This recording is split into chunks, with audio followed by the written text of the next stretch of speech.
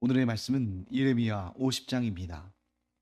여호와께서 선지자 예레미야에게 바벨론과 갈대아 사람의 땅에 대하여 하신 말씀이라. 너희는 나라들 가운데에 전파하라. 공포하라. 깃발을 세우라. 숨김이 없이 공포하여 이르라. 바벨론이 함락되고 벨이 수치를 당하며 무로닥이 부스러지며 그 신상들은 수치를 당하며 우상들은 부스러진다 하라. 이는 한 나라가 북쪽에서 나와서 그를 쳐서 그 땅으로 황폐하게 하여 그 가운데에 사는 자가 없게 할 것임이라. 사람이나 짐승이 다 도망할 것임이니라.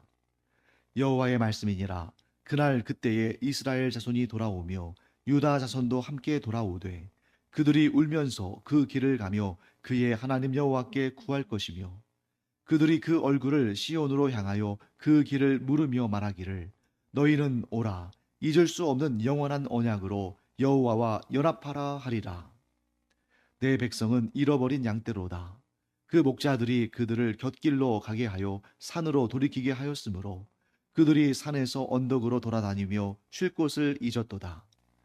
그들을 만나는 자들은 그들을 삼키며 그의 대적은 말하기를 그들이 여호와 곧 의로운 저소시며 그의 조상들의 소망이신 여호와께 범죄하였음인즉 우리는 무죄하다 하였느니라. 너희는 바벨론 가운데에서 도망하라. 갈대아 사람의 땅에서 나오라. 양떼에 앞서가는 숫염소 같이 하라.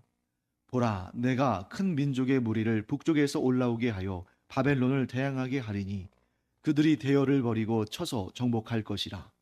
그들의 화살은 노련한 용사의 화살 같아서 허공을 치지 아니하리라. 갈대아가 약탈을 당할 것이라. 그를 약탈하는 자마다 만족하리라. 여호와의 말씀이니라.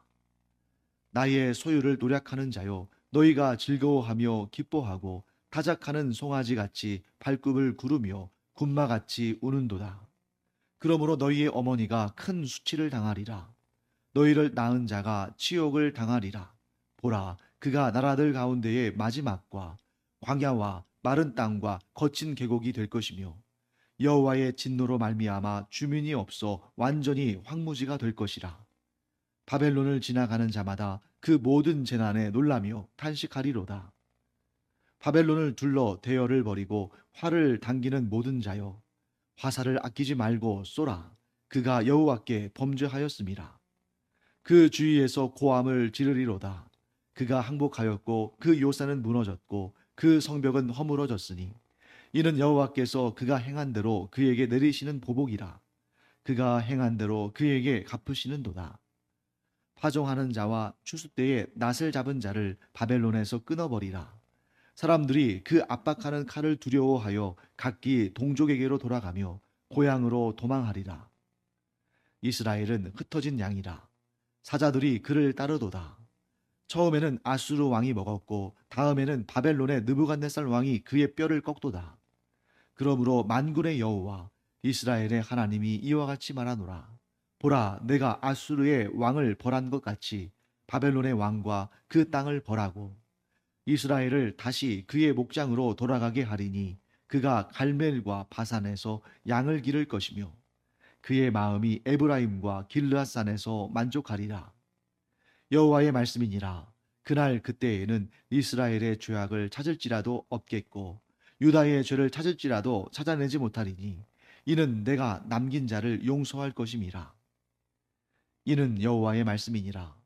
너희는 올라가서 무라다임의 땅을 치며 그곳의 주민을 쳐서 진멸하되 내가 너희에게 명령한 대로 다하라.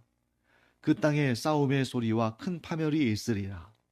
온 세계의 망치가 어찌 그리 꺾여 부서졌는고 바벨론이 어찌 그리 나라들 가운데에 황무지가 되었는고 바벨론아, 내가 너를 잡으려고 올무를 놓았더니 내가 깨닫지 못하여 걸렸고 내가 여호와와 싸웠으므로 발각되어 잡혔도다. 여호와께서 그의 병기창을 열고 분노의 무기를 꺼내면 주 만군의 여호와께서 갈대아 사람의 땅에 행할 일이 있음이라. 먼 곳에 있는 너희는 와서 그를 치고 그의 곳간을 열고 그것을 곡식더미처럼 쌓아 올려라. 그를 진멸하고 남기지 말라. 그의 황소를 다 죽이라. 그를 도살하려 내려 보내라. 그들에게 화 있도다. 그들의 날, 그 벌 받는 때가 이르렀음이로다. 바벨론 땅에서 도피한 자의 소리여, 시온에서 우리 하나님 여호와의 보복하시는 것, 그의 성전에 보복하시는 것을 선포하는 소리로다. 활 쏘는 자를 바벨론에 소집하라. 활을 당기는 자여 그 사면으로 진을 쳐서 피하는 자가 없게 하라. 그가 일한 대로 갚고 그가 행한 대로 그에게 갚으라. 그가 이스라엘의 거룩한 자 여호와를 향하여 교만하였음이라. 그러므로 그 날에 장정들이 그 거리에 엎드러지겠고 군사들이 멸절되리라. 여호와의 말씀이니라. 주 만군의 여호와의 말씀이니라. 교만한 자여 보라, 내가 너를 대적하나니 너의 날 곧 내가 너를 벌할 때가 이르렀음이라. 교만한 자가 걸려 넘어지겠고 그를 일으킬 자가 없을 것이며 내가 그의 성읍들에 불을 지르리니 그의 주위에 있는 것을 다 삼키리라. 만군의 여호와께서 이와 같이 말씀하시니라. 이스라엘 자손과 유다 자손이 함께 학대를 받는도다. 그들을 사로잡은 자는 다 그들을 붙들고 놓아주지 아니하리라. 그들의 구원자는 강하니 그의 이름은 만군의 여호와라. 반드시 그들 때문에 싸우시리니 그 땅에 평안함을 주고 바벨론 주민은 불안하게 하리라. 여호와의 말씀이니라. 칼이 갈대아인의 위에와 바벨론 주민의 위에와 그 고관들과 지혜로운 자의 위에 떨어지리라. 칼이 자랑하는 자의 위에 떨어지리니 그들이 어리석게 될 것이며 칼이 용사의 위에 떨어지리니 그들이 놀랄 것이며 칼이 그들의 말들과 병거들과 그들 중에 있는 여러 민족의 위에 떨어지리니 그들이 여인들 같이 될 것이며 칼이 보물 위에 떨어지리니 그것이 약탈되리라. 가뭄이 물 위에 내리어 그것을 말리리니 이는 그 땅이 조각한 신상의 땅이요 그들은 무서운 것을 보고 실성하였음이니라. 그러므로 사막의 들짐승이 승냥이와 함께 거기에 살겠고 타조도 그 가운데에 살 것이요 영원히 주민이 없으며 대대에 살 자가 없으리라. 여호와의 말씀이니라. 하나님께서 소돔과 고모라와 그 이웃 성읍들을 뒤엎었듯이 거기에 사는 사람이 없게 하며 그 가운데에 머물러 사는 사람이 아무도 없게 하시리라. 보라, 한 민족이 북쪽에서 오고 큰 나라와 여러 왕이 충동을 받아 땅끝에서 일어나리니 그들은 활과 투창을 가진 자라. 잔인하여 불쌍히 여기지 아니하며 그들의 목소리는 바다가 설레임 같도다. 딸 바벨로나, 그들이 말을 타고 무사같이 각기 내 앞에서 대열을 갖추었도다. 바벨론의 왕이 그 소문을 듣고 손이 약하여지며 고통에 사로잡혀 해산하는 여인처럼 진통하는도다.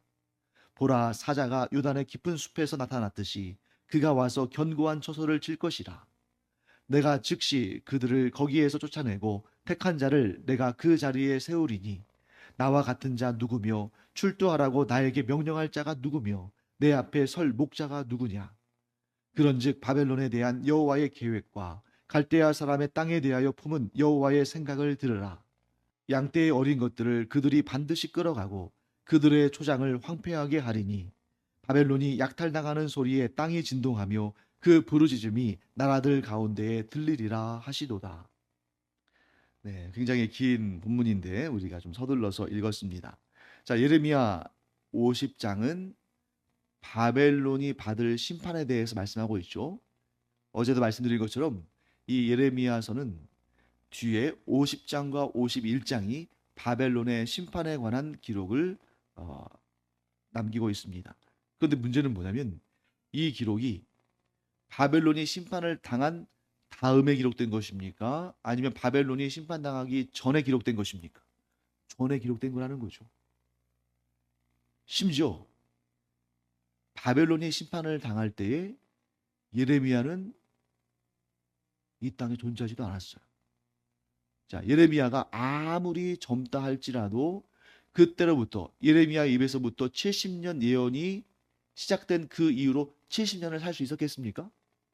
그렇기 때문에 왜 예레미야는 바벨론이 멸망당하고 유다가 포로에서 귀환하는 그 장면 보지 못했습니다. 그때의 선지자는 학개와 스가랴죠. 예레미야는 그 당시에 있지도 않았습니다.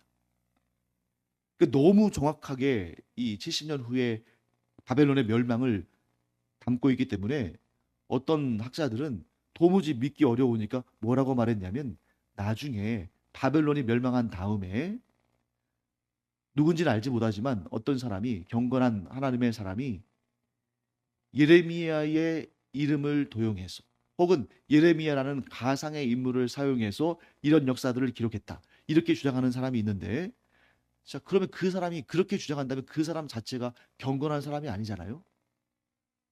왜냐하면 누군가 있지도 않은 사람의 입을 도용해서, 혹은 예레미야가 존재했다면 그 예레미야에 대한 그 이름을 빌려서 자기의 생각을 말한 거기 때문에 그것은 경건한 하나님의 사람이 할 일이 아닙니다. 예레미야는 존재했고 그가 바벨론의 멸망과 포로된 이스라엘 백성들의 귀환을 보지도 못한 상태에서 아마 그의 살아생전에는 사람들에게 조롱과 멸시를 당했을 거예요. 야, 네가 말한 그날이 언제 오냐 그러면서 막 졸시와 멸시와 조롱을 당했을 겁니다. 그나마 예레미야가 살아있던 때, 예레미야가 아직 살아있을 때에 바벨론이 멸망하고 포로로 끌려간 이스라엘 백성들이 귀환했다면 예레미야가 이 땅에 사는 동안 명예가 회복되었겠습니다만 그런 일을 경험하지 못했어요.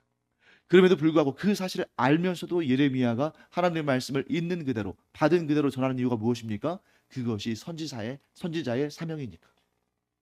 자, 오늘날 그리스도인들이 하나님의 궁극적인 승리, 예수 그리스도의 재림과 만유의 회복하시고 또 우리가 영광의 면류관을 받을 그 일을 믿지만 우리의 현실은 힘들고 고통스럽습니다. 왜요? 안 믿는 사람들은 우리를 조롱하고 멸시하거든요. 만일 우리가 이 땅에 살아있는 동안에 그리스도의 재림이 이루어지고 그리스도의 최후의 심판이 이루어지고 믿는 우리에게는 영광의 면류관이 주어지고 믿지 않는 자들은 영원한 심판에 던져진다면 우리가 조롱당하고 멸시당했던 그 모든 일들이 한순간에 다 씻은 듯이 사라지고 우리가 기뻐 찬양하며 하나님께 영광 올려드리겠죠. 또한 우리를 조롱하고 멸시했던 자들은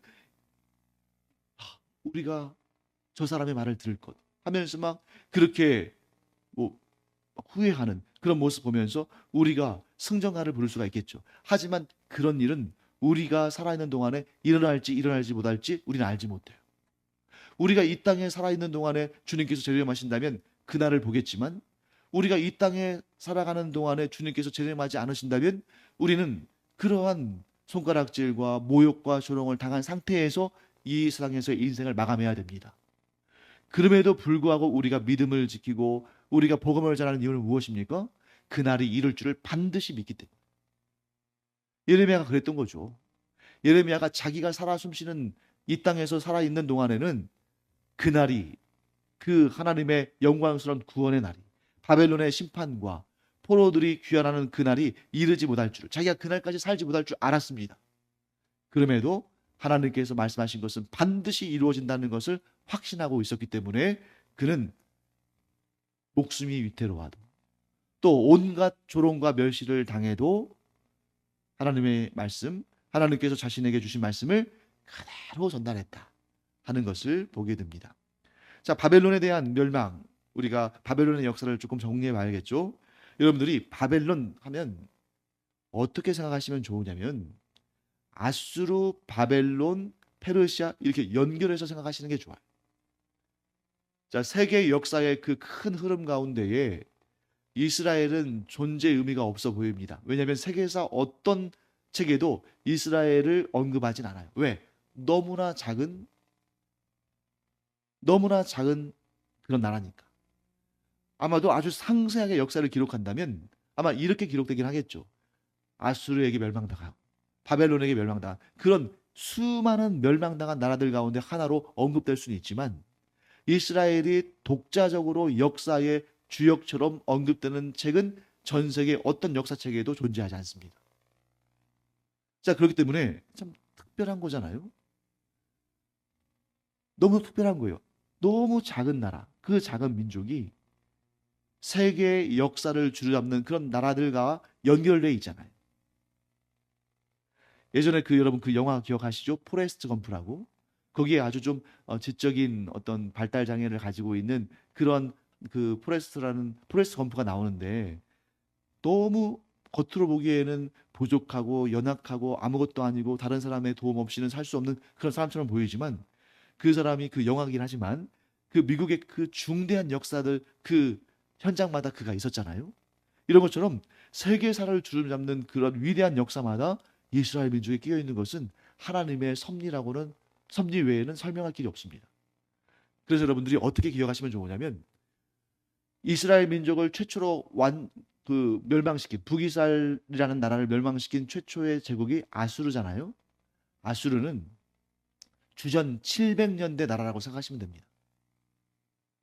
주전 700년대에서 600년대에 걸쳐서 그 다음에 바벨론은 주전 600년대에 걸쳐서 500년대 그리고 페르시아는 주전 500년대에 걸쳐서 400년대 이렇게 연결되는 겁니다. 느부갓네살이 바벨론의 초대 왕은 아니었어요. 느부갓네살의 아버지 나보폴라살이라는 사람이 이 바벨론을 세웠습니다. 나보폴라살, 느부갓네살의 아버지입니다. 이 사람이 주전 626년에 바벨론이라는 나라를 세웠습니다. 그런데 사실 이 바벨론이라는 나라는 이때가 처음이 아니라고 말씀드렸죠. 이때로부터 느부갓네살의 아버지인 나보폴라살이 세운 바벨론은 신바벨론, 세계사에서는 신바벨로니아 이렇게 기록됩니다.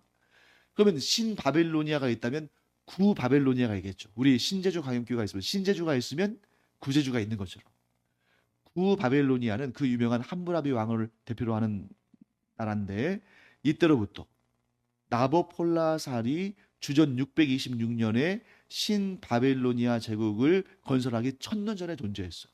그러니까 1000년 만에 과거의 영화를 재건한 것입니다. 그래서 주전 626년에 느부갓네살 왕의 아버지인 나보폴라살이 신바빌로니아 제국을 건국합니다. 그로부터 한 14년쯤 지나서 처음에는 나라가 작았어요.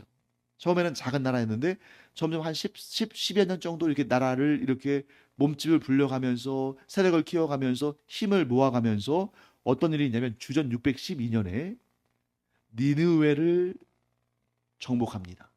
여러분 니느웨 하면 어딜까요? 예, 니느웨는 아수르의 수도예요.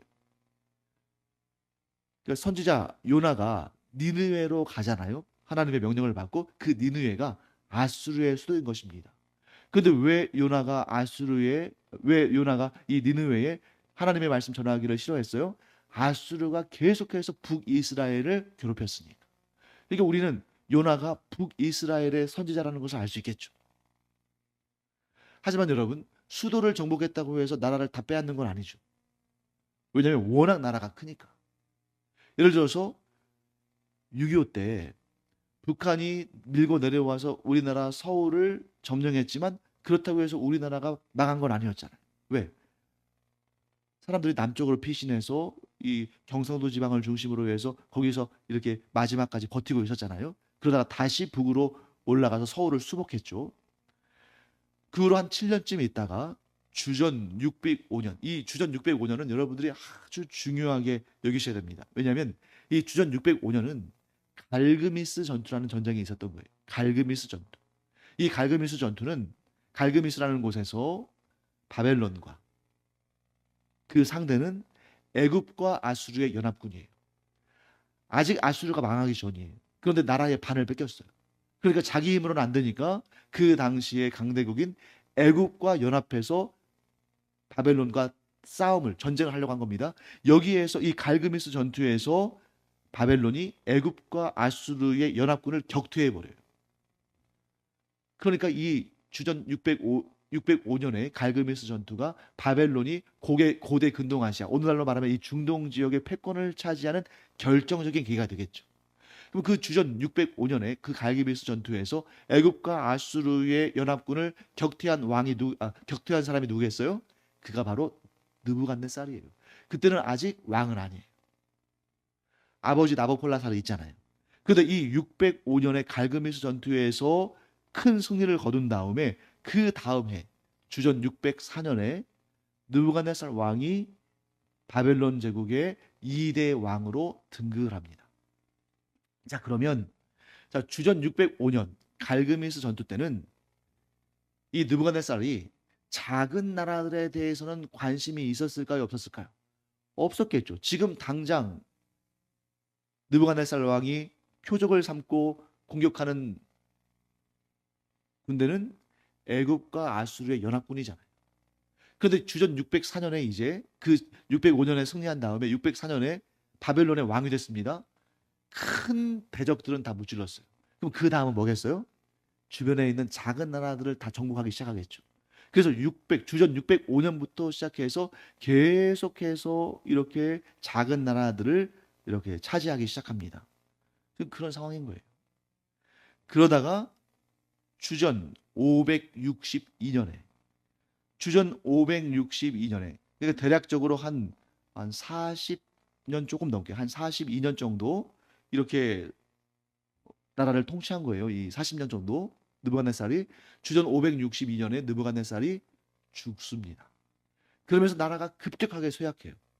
그러다가 주전 539년에 바사 곧 페르시아의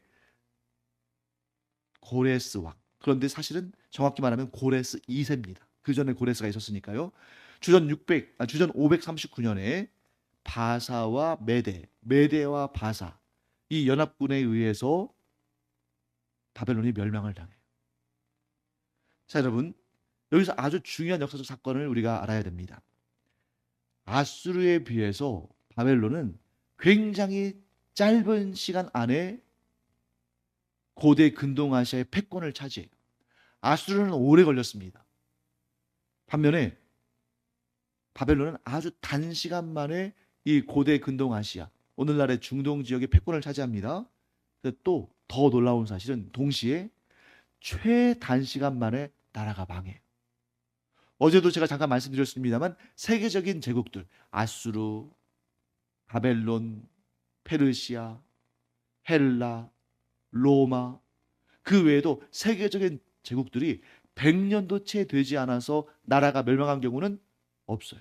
역사상 유일무이하게 오직 바벨론만 87년 정도 지탱하다가 나라가 무너집니다. 고작 한 3, 4대밖에 안 갔어요. 3대.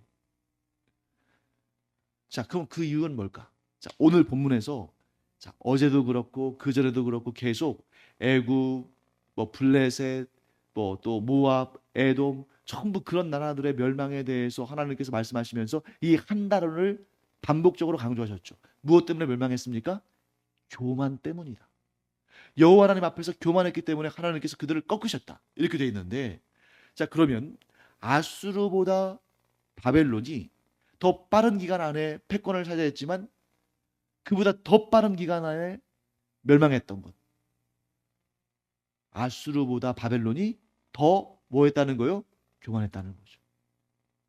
아수르보다 바벨론이 더 교만했기 때문에 더 빠르게 멸망했다는 것입니다. 그러면 어떤 면에서 바벨론이 아수르보다 더 교만했다고 말할 수 있을까? 성경에는 나와 있지 않아요. 그런데 저는 이렇게 판단합니다. 아수르가 북이스라엘을 멸망시키긴 했잖아요. 그리고 여러분, 아수르가 북이스라엘까지 멸망시킨 다음에 남쪽으로 내려왔을까요? 내려오지 않았을까요? 내려왔어요. 남유다까지 다 정벌할 수 있는 그러한 충분한 여력이 있었습니다. 그런데 그때 아수르가 남유다 왕국을 멸망시키려고 내려와서 예루살렘 성을 에워쌌는데 그때 예루살렘에 있었던 남유다 왕국의 왕이 누굴까요? 그게 바로 히스기야 왕이에요. 히스기야 왕이 하나님 앞에 엎드려서 간절히 기도했을 때 하나님께서 그 히스기야의 기도를 들으시고 남유다 왕국을 멸망시키지 않으셨어요. 그래서 놀랍게도 이 부분에 있어서 지도를 그려놓은 그런 그 책을 보면 그 당시에 아수르가 전 세계 이 서아시아 지역을 점령하는데 그 조그만한 남유다 지역만 마치 큰 대양 가운데 떠 있는 작은 섬처럼 우리 제주도처럼 그 지역만 점령당하지 않은 거예요. 이거 하나님께서 하신 일이죠. 그리고 나서 이제 아수르를 멸망당합니다. 그 다음에 바벨론이 남유다 왕국을 쳐서 내려오는데 바벨론이 한 일. 자, 바벨론이 아수르가 하지 않은 한 가지 일을 해요. 바벨론과 아수르의 결정적인 차이.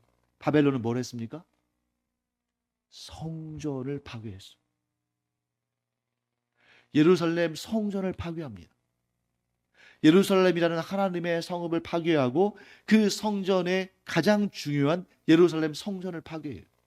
이게 아수르와 바벨론의 결정적인 차이였고, 그로 말미암아 더 큰 교만을 저지른 바벨론을 하나님께서 속히 멸망시키신 것입니다. 자, 그 어떤 나라보다 하나님께 쓰임받은 강한 나라였어요.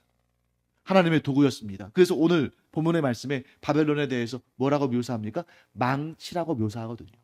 모든 것을 쳐서 부수는 그런 강력한 망치, 강력한 도구로 하나님께 쓰임받았는데, 그가 교만하여서 하나님의 영광을 무너뜨렸을 때 하나님께서 전 세계 모든 사람들이 어떻게 이런 일이 일어날 수 있을까 할 정도로, 깜짝 놀랄 정도로 바벨론을 일시에 무너뜨리신 것입니다.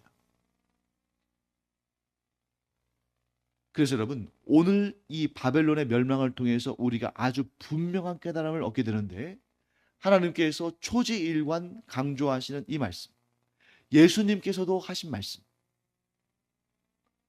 뿌린 대로 거둔다. 바벨론이 그 어떤 나라보다, 그 어떤 제국보다 더 교만한 씨앗을 뿌렸더니 하나님께서 그 열매를 아주 혹독하게 거두게 하신 것입니다. 그리고 바벨론은 하나님께서 그 교만으로 인해서 꺾으시고, 이스라엘은 하나님께서 은혜를 얻게 하셔서 자기 목장으로 돌아가게 하신다. 오늘 그런 표현이 나오잖아요. 자기 목장으로 돌아가게 하셨다. 자, 여러분, 이스라엘 민족이 70년 만에 포로에서 귀환하여 자기의 목장으로 돌아갈 수 있었던 근거가 무엇입니까? 70년이라는 세월을 채웠기 때문이 아니에요. 70년이 아니라 700년이 되었다 할지라도 그들이 그 마음을 하나님께로 돌이키지 않았다면 그들은 그 포로지에서 아마 사라졌을 겁니다. 70년이라는 그 기간을 주신 것은 하나님께서 아신 거예요. 그들이 영적으로 회복될 때까지 70년이 걸릴 것이다. 왜? 하나님은 현재뿐만 아니라 과거뿐만 아니라 미래의 모든 일도 아시니까. 그러니까 70년을 채워야만 그들이 포로에서 귀환한다, 이런 뜻이 아니라 그들이 나와의 언약 관계를 회복하기까지 70년을 기다릴 것이다. 70년이 걸릴 것이다. 한 것을 하나님께서 아신 것입니다. 그래서 여러분, 그 70년의 기간 동안에 뭘 알 수 있냐면 이걸 알 수 있습니다. 지난 주일날 그 심은혜 권사님이 저에게 뭐 질문 하나 하시더라고요. 식사하시는데 이런 질문해도 되냐고 이렇게 하시면서 질문했는데, 그게 뭐였냐면, 세례 요한이 이스라엘 백성들에게 세례를 주었는데 이 세례는 언제부터 있었던 것입니까? 자, 여러분들이 구약을 보세요. 구약을 보면 이스라엘 백성들이 하나님의 소유된 백성이라는 것을 드러내기 위해서 뭘 줍니까? 세례를 주는 게 아니에요. 뭘 줘요? 할례를 받아요. 구약에는 사실 나아만 장군이 요단강에서 몸을 7번 넣다 뺐다 하는 것은 있었지만, 이 세례 받는 장면을 여러분들 못 본 것 같지 않습니까? 그런데 갑자기 신약으로 와서 세례 요한이 나타나고 세례를 줘요. 이 세례 언제부터 생긴 것인가? 진정한 회개의 기도, 진정한 금식, 내가 죄를 지었으니 하나님께 용서받기 원합니다 하고 회개하고 금식한 다음에 물로 세례를 받는 일, 또 제물을 잡아서 태워서 하나님께 성전에서 드리는 그런 예배가 아니라 영과 진리로 드리는 회당의 예배. 구약의 예배는 제물을 잡아서 제물을 드리는 예배였어요. 그런데 우리 신약성경 보시면 회당이 나오잖아요. 회당에서는 제물을 안 드려요. 진리인 하나님 말씀. 또 그 이후에 초대교회가 생긴 이후로는 성령의 임재하심 가운데 영과 진리로. 이 모든 놀라운 변화가 언제 생겼겠습니까? 포로 기간 동안에 생긴 거예요. 그 70년이라는 짧은 기간 동안에 수천 년을 이어 내려온 그러한 이스라엘의 모든 전통들이 바뀌어버려요. 그래서 회당의 예배, 회개기도, 금식, 세례, 이런 전통들이 바벨론 포로기에 생긴 것입니다. 그런 과정들이 있었기 때문에 하나님께서 이스라엘을 회복시키신 거예요. 70년이라는 숫자가 중요한 것이 아니라 뭐가 중요한 거예요? 그들의 회복이 중요한 거였습니다. 그래서 그렇게 회복된 사람들, 여러분 성경에 다 나오잖아요. 다니엘, 에스라, 느헤미야, 에스더, 모르드게, 학개, 스가랴, 말라기, 이런 인물들이 전부 이 포로기에서 하나님께로 돌아온 그런 백성들을 대표하는 인물들이죠. 이렇게 그들이 영적으로 회개하니까 하나님께서 회복시켜 주신 것이지, 단지 바사, 곧 페르시아의 고레스 왕이 그들을 풀어줬기 때문에, 그들에게 본국으로 돌아가서 성전을 짓고 하나님을 예배하라고 했기 때문에 그렇게 된 것이 아니라, 이 모든 과정 가운데에 그들이 하나님께로 돌아와서 하나님과의 관계가 회복되니까 하나님께서 고레스 왕을 통해서 그런 역사를 일으키신 것입니다. 자, 결론을 짓겠습니다. 오늘 이 바벨론의 멸망에 대한 예언이 바벨론이 멸망한 다음이나 혹은 바벨론의 쇠퇴기에, 바벨론이 막 주변 나라들에게 막 이제 우겨쌈을 당하고 무너질 만한 그런 상황 가운데서 이런 예언이 주어졌다면 사람들이 비웃지 않았을 거예요. 아니 뭐 당연한 말을 하느냐 그랬을 거예요. 하지만 이 예언의 말씀은 바벨론의 최전성기, 느부갓네살 왕의 최전성기에 하나님께로부터 받아서 쓰여진 것이기 때문에 사람들에게는 조롱을 받았지만 하나님의 역사가 그대로 이루어지는 무엇보다도 강한 증거가 된 것입니다. 여러분, 이런 증거들을 우리가 하나씩 하나씩 성경을 통해서 보잖아요. 그런데 이런 불가능을 가능케 하시는 하나님의 증거들, 불가능한 상황 가운데 하나님의 놀라운 역사를 일으키시는 이런 증거들을 우리가 성경을 통해서 볼 뿐만 아니라 우리의 인생 가운데서도 우리가 그런 위기와 고통과 어려움 가운데 하나님께 간절히 매달렸을 때 하나님께서 놀라운 응답을 하신 역사들을 우리가 가지고 있잖아요. 그런데 또다시 어떤 어려움이 닥칠 때에 그런 과거의 증거들이 힘이 돼서 그걸 이겨내야 되는데, 우리의 연약함은 과거에 분명히 그런 증거들을 경험했고 또 지금 가지고 있음에도 불구하고 또 문제를 만나고 어려움에 처하면 또 흔들리고 무너지기 쉽잖아요. 가장 지혜로운 자는 어떤 자냐면 내 삶 가운데에서 하나님께서 행하신 그 놀라운 증거들을 굳게 붙들고 현실의 문제, 미래의 염려와 걱정과 근심을 몰아내고 주님과 함께 동행하며 평안을 누리는 자, 가장 지혜로운 자다 하는 것을 우리가 기억하기 바랍니다. 기도하겠습니다. 하나님 감사합니다. 저희가 이 바벨론의 멸망과 이스라엘 민족의 회복이라는 이 놀라운 역사를 예언과 성취를 통해서 알게 되므로 하나님의 살아계심과 하나님의 주권을 다시 한번 마음에 새기며 굳게 붙듭니다. 또한 저희의 삶 가운데서 하나님께서 이루신 놀라운 그 응답들을 저희가 기억함으로 그 힘으로 현실과 미래를 이겨나가며 살아가는 저희들 되게 하여 주시옵소서. 감사드리며 예수님의 이름으로 축복하며 기도합니다. 아멘.